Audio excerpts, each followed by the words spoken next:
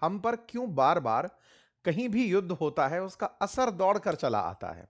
रूस यूक्रेन युद्ध रहा हो या इजराइल गाजा या फिर अभी इजराइल और ईरान, जो भी होता है असर अल्टीमेटली भारत तक पहुंच ही जाता है।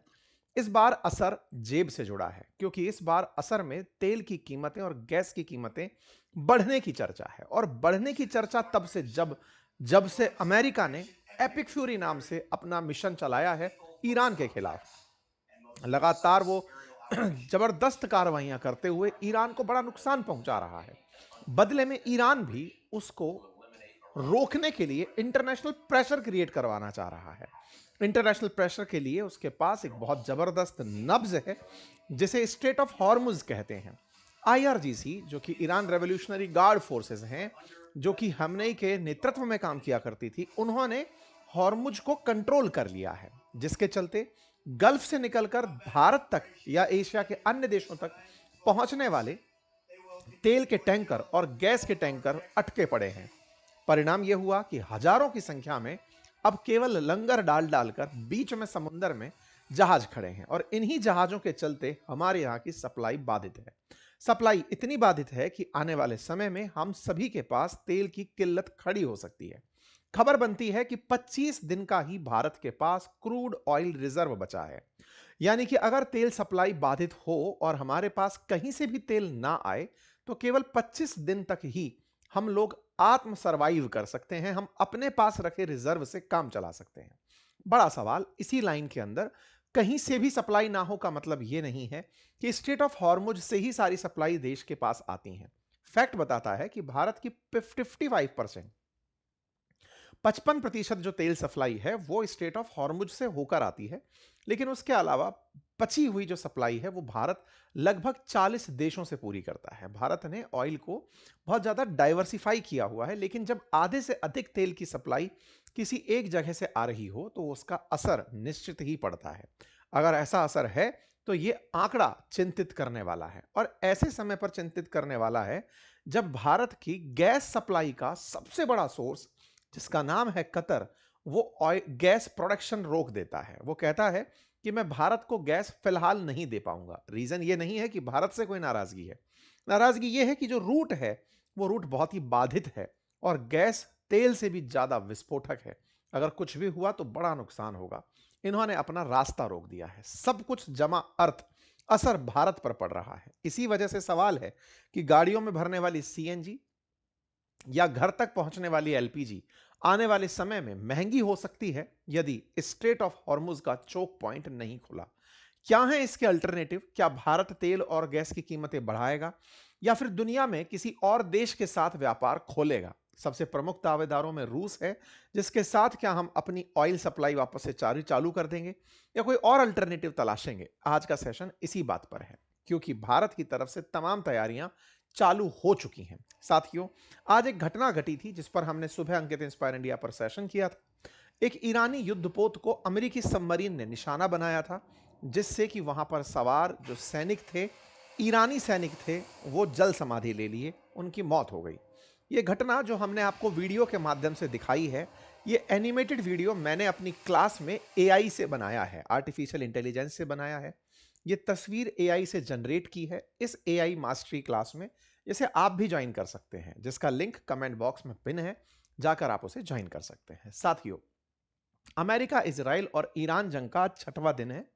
100 घंटे पूरे हो चुके हैं, 17 ईरानी जहाज डूबे जा चुके हैं, ऐसा इंफॉर्मेशन है। अब इनमें से किसकी कितनी इंफॉर्मेशन सही है पता नहीं, लेकिन हां, जब तक बाधाएं खड़ी हैं तब तक सब कुछ कहा जा सकता है। ईरान फिलहाल जो सबसे बड़े धमकी देने की स्थिति में है वो ये कि इजराइल के न्यूक्लियर ठिकानों को वो निशाना बनाना चाहता है।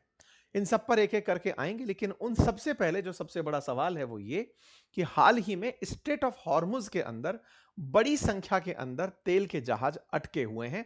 ये अपने आप में सबसे बड़ा सवाल बना हुआ है। सप्लाई चेन के अंदर लगातार जो ऑयल के शिप हैं उनकी संख्या 3200 बताई जा रही है। लगभग 4% जो ग्लोबल शिप टनेज है वो इस समय गल्फ के अंदर अटका हुआ है। स्ट्रेट ऑफ हॉर्मुज दुनिया में चलने वाले जितने भी ऑयल ट्रेड हैं उनमें सेकंड लार्जेस्ट यूज होने वाला स्ट्रेट है। सबसे ज्यादा स्ट्रेट ऑफ मलक्का से ट्रेड होता है, उसके बाद सेकंड नंबर पर स्ट्रेट ऑफ हॉर्मुज से होता है, और स्ट्रेट ऑफ हॉर्मुज पर इस समय चोक पॉइंट ईरान ने बना रखा है। देखिए थोड़ा सा स्ट्रेट ऑफ हॉर्मुज को समझ लेते हैं। ये पीछे की तरफ जो खाड़ी है ये पर्शियन गल्फ है। ये जब इस तरह से मुड़कर आती है तो यहां पर स्ट्रेटेजिकल अगर लोकेशन को देखें, ये पूरा एरिया इस तरह से ईरान के पास है। छोटा सा ये टुकड़ा ओमान के पास है। बीच का ये वाला हिस्सा यूएई के पास है। ऐसे में इस रास्ते का एक बाईपास भी है और वो बाईपास है कि यूएई यहां से पाइपलाइन डालकर सप्लाई चालू कर सकता है। एनीवे, फिलहाल के लिए यहां वाला चौक पॉइंट समझते हैं। असल मायने में ये चौक पॉइंट बहुत ही संकरा है। संकरा कितना है तो मैं आपको बताऊं कि यहां से लेकर अगर यहां तक की लेंथ देखी जाए, पर्शियन गल्फ की से लेकर ओमान की खाड़ी तक की जो लेंथ है वो 167 किलोमीटर देखी जाती है। और यहां इस कॉर्नर से लेकर इस कॉर्नर तक एज से एज की जो विड्थ है, जो चौड़ाई है, वो 50 किलोमीटर आंकी जाती है।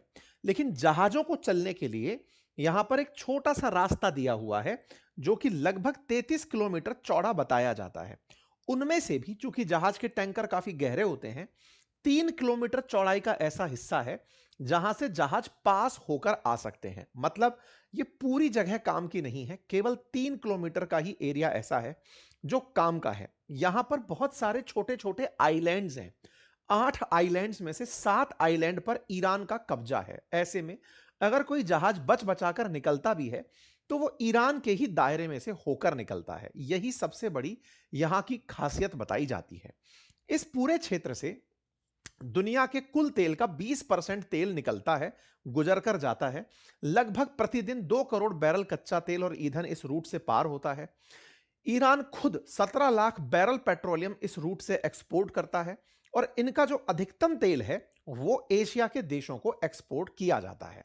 यहां पर दुनिया के कुल तेल का 20% तेल इस रास्ते से होकर गुजरता है और एशिया के प्रमुख देशों को यह तेल बेचा जाता है। तेल बेचने वाले प्रमुख देशों में Saudi Arab, Iraq, UAE, Iran, Kuwait, Qatar और अन्य हैं। ईरान जो है ना, ये तेल चाइना को बेच रहा है। यहां से ईरान का तेल भी यहां से होकर के बिकने जाता है। सऊदी अरब यहां पर सबसे ज्यादा तेल बेचने वाले देशों में शामिल होता है।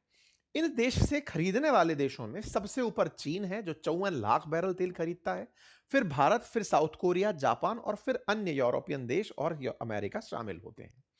इस पूरे क्षेत्र में जो 8 मतलब आइलैंड्स बताए जाते हैं, उन 8 आइलैंड्स में से 7 ईरान के पास और एक ओमान के पास बताया जाता है, जिसके चलते यहां पर बहुत ज्यादा तेल के टैंकर्स को अगर कोई बाईपास करके भी निकलना चाहे तो दिक्कत आती है। इसी कारण से अमेरिका अपनी फ्लीट बहरेन में तैनात रखता है और इस रास्ते की पहले भी वो सुरक्षा सुनिश्चित करता था ताकि तेल आसानी से जा सके। ये पहली बार नहीं है जब ईरान ने यह हरकत की हो। 1980 में भी एक बार इराक और ईरान झगड़ लिए थे, तब भी टैंकर वॉर छिड़ा था, तो भी स्ट्रेट ऑफ हॉर्मुज चोक किया गया था। ऐसा एक बार 1990 में भी हुआ। और 1990 में जो घटना घटी थी वो ये थी कि भारत को इस गल्फ वॉर के चलते केवल 3 दिन का ही तेल अपने पास बचा था। अदरवाइज हमारे पास दिक्कतें खड़ी होने जा रही थी। वो इसकी वजह से ही हमने स्ट्रेटेजिकल ऑयल रिजर्व बनाए थे, वो मैं आपको आगे चलकर बताऊंगा। अब सवाल यह है कि अगर स्ट्रेट ऑफ हॉर्मुज आज की स्थिति में बंद हो जाती है तो जिन देशों ने इतना लंबा चौड़ा इंपोर्ट करने का रास्ता यहां से निकाला हुआ है, उन सबका सप्लाई चेन पूरी तरह बाधित हो सकता है। यही कारण है कि भारत की ऊर्जा आवश्यकताएं इस रास्ते पर टिकी हुई हैं। हॉर्मुज का साथ साथ एक और बड़ा सवाल जुड़ा है, वो ये कि हम लोग ना केवल तेल मंगाते हैं बल्कि यहां से माल एक्सपोर्ट भी करते हैं। भारत लगभग $28 बिलियन का एक्सपोर्ट इस स्ट्रेट ऑफ हॉर्मुज के थ्रू यूएई को करता है। Saudi Arab, Iraq, Kuwait, Qatar, इन सबको भी सिग्निफिकेंट अमाउंट में माल एक्सपोर्ट करता है। इस युद्ध के होने से हमारा इंपोर्ट भी बाधित हो रहा है, एक्सपोर्ट भी बाधित हो रहा है। और इसी बीच में खबर आ जाती है कि भारत के पास 25 दिन का ही तेल बचा है। इस खबर के आते ही अपोजिशन सरकार पर हावी हो जाता है। हावी होने का बड़ा कारण था कि कुछ दिनों पहले हरदीप सिंह पुरी जी ने राज्यसभा को संबोधित करते हुए बताया, इन्फॉर्म करते हुए बताया कि हमारे पास 74 डेज का तेल बचा है। 74 डेज का तेल बताते बताते अचानक 25 दिन का तेल बताया। इस बीच में 49 दिन का तेल कहां गया, सरकार से यह सवाल पूछा गया। यह राज्यसभा का जवाब है जब इन्होंने फरवरी 9 को यह जवाब दिया। और आज खबर आती है कि 25 दिन का तेल बचा है। कांग्रेस ने इस सवाल को उठाया कि साहब कुछ दिन पहले आप 74 कह रहे थे, आज 25 कह रहे हो, 50 दिन का तेल इतने दिनों में चला कहां गया। कौन है जो आपका तेल की कालाबाजारी कर लिया, किसको आपने तेल दे दिया, क्योंकि अभी तो 74 डेज आपने बोला ही था। असल में ऑयल मिनिस्टर ने सोमवार को पेट्रोलियम मंत्री ने अपनी कंपनीज की, जो ऑयल कंपनीज हैं, उनकी मीटिंग बुलाई थी। उस मीटिंग से यह डेटा बाहर निकल कर आया था। तो क्या मंत्री जी ने पहले जवाब गलत दिया था, या अब जवाब गलत दे रहे हैं, या कुछ जवाब में क्लैरिटी होना बाकी है? तो अब उसकी तरफ भी बढ़ते हैं कि कहानी क्या है। तो असल में भारत की जो कुल ऊर्जा आवश्यकता है उसका 85% तेल हम इंपोर्ट करते हैं। जो 85% इंपोर्ट करते हैं उसको हम अपने पास कुछ दिनों के स्टॉक में भी रखते हैं। 1990 में जब खाड़ी युद्ध हुआ था, जब 3 दिनों का ही हमारे पास तेल का रिजर्व बचा था, उस समय भारत को यह समझ में आया कि गलती से दोबारा यह स्थिति बनी तो हमारी देश की इतनी बड़ी अर्थव्यवस्था और आबादी को हम सरवाइव नहीं करा पाएंगे। तब डिसाइड हुआ स्ट्रेटेजिकल ऑयल रिजर्व बनाना। अटल जी के टाइम पर स्ट्रेटेजिकल ऑयल रिजर्व बनाने का लक्ष्य लिया गया। 1998 में कार्य शुरू हुआ और 2004 के अंदर औपचारिक रूप से इसे स्वीकृति दे दी। तय हुआ कि हम तेल खरीद कर लाएंगे, अपने यहां के कुओं को भरेंगे। इन्हें कहा गया स्ट्रेटेजिक पेट्रोलियम रिजर्व। ऐसी सुरक्षित जगहों पर इन कुओं को बनाया जाएगा ताकि वॉर टाइम पर भी इन्हें असर ना हो। इसको बनाने के लिए कोई कानूनी नियम तो नहीं बनाया, लेकिन सरकार ने तय किया कि ये स्ट्रेटेजिकल पेट्रोलियम रिजर्व होंगे जो कभी वैसी विपरीत परिस्थितियों में जब तेल आ ही नहीं रहा होगा तब हम इसकी पूर्ति करेंगे। इसके लिए बकायदा स्ट्रेटेजिकल पेट्रोलियम रिजर्व लिमिटेड का गठन किया गया। दुनिया में यह माना जाता है, इंटरनेशनल एनर्जी एजेंसी आईईए ये कहती है कि किसी भी देश के पास अपने लिए स्ट्रेटेजिकल ऑयल रिजर्व 90 दिन का होना चाहिए। 90 दिन का ऑयल रिजर्व होना चाहिए। ऐसे में भारत को भी पूर्ति अपने 90 दिन की जरूरत के हिसाब से करनी है। लेकिन फिलहाल जो हमारे पास ऊर्जा की पूर्ति के लिए रिजर्व बने हुए हैं वो 3 जगह पर हैं, विशाखापट्टनम, मैंगलोर और पादुर। और इन तीनों जगह पर बने हुए रिजर्व से भारत फिलहाल 9 से 10 दिन की तेल खपत कर पाता है। अब इसको 9 से 10 दिन कहीं जगह बोला गया है, कहीं 20 से 25 दिन भी लिखा जाता है।